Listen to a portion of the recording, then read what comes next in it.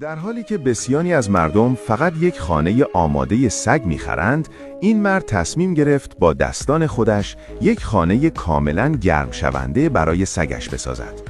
ابتدا تمام سازه را با لایه‌ای از فوم عایق پوشاند تا گرما حفظ شده و سرما وارد نشود.